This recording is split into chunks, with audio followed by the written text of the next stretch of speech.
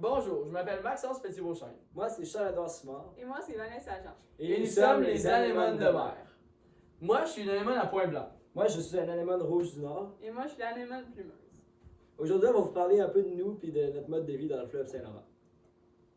Alors, les facteurs qui peuvent faire varier la population des anémones, il y en a 4 principales, c'est-à-dire la destruction de l'habitat, l'augmentation de nos prédateurs, la réduction de nos proies ou la pollution dans l'eau.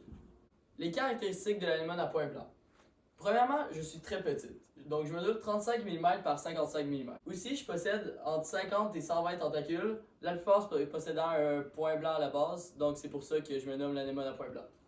J'ai généralement des têtes bleutées un peu, et verdâtre ou brun Voici beige. les caractéristiques de l'anémone rouge du Nord. On est très coloré, un rouge-orange environ. Sur le centre de l'anémone, il y a une bouche, bordée de plein de petits tentacules. Et sur le dessus de nos tentacules, il y a des petits dards empoisonnés qui permettent de nous défendre contre nos prédateurs. On mesure environ 15 cm de haut pour un diamètre d'aussi 15 cm. Dans le fond, moi, mes caractéristiques, c'est que les couleurs les plus fréquentes sont le blanc à l'orange, avec tous les intermédiaires possibles, mais ça peut aussi aller de verdâtre à kaki. D'ailleurs, je peux aussi atteindre 45 cm de hauteur pour environ un diamètre de 15 à 20 cm.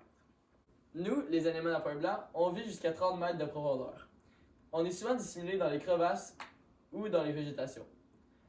On vit souvent dans des fonds rocheux, sableux ou de Les anémones rouges du Nord vivent à environ 100 mètres de profondeur, fixés à des rochers. Dans le fond, moi, je vis sur les côtes marines de l'Atlantique Nord et de l'Arctique, jusqu'à une profondeur maximale de 150 mètres. Je me fixe sur un matériel stable, comme un rocher ou un pied de quai. Dans le fond, les anémones peuvent se reproduire de deux façons différentes. Il y a de façon sexuée. Les sexes, dans le fond, sont séparés et les gamètes sont relâchés dans l'eau, là où il y a la fécondation. Et il y a de façon asexuée. L'anémone de mer est littéralement capable de se cloner. Puis elle se divise comme une cellule, ce qui lui permet de coloniser des territoires entiers.